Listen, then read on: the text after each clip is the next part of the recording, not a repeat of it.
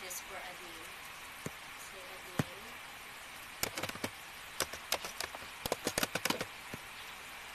Login. Ayan. So, pag mali po yung password, is may lalabas po na invalid credentials.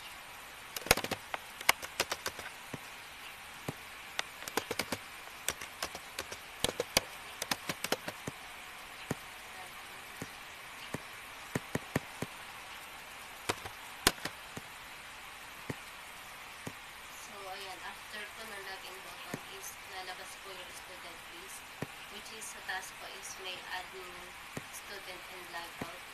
ID, name, email, course, tas action, if mag-e-edit po or mag-delete.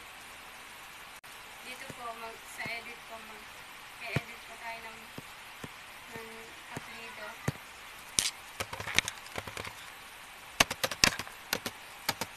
Yan po. Sa course po, mag-e-edit po. For example po is iba po siya ng course, nag-shift. BSID po.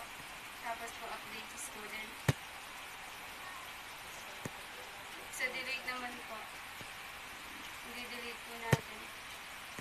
Yan po, lalabas po ng confirm. Okay po.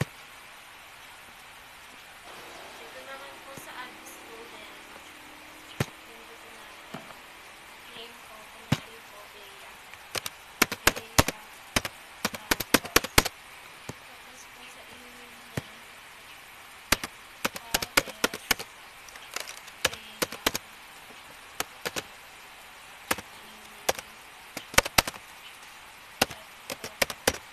Tapos po sa course na kunyari po,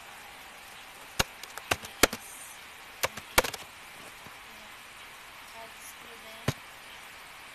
Ayan, lumabas na po si Bea Flores.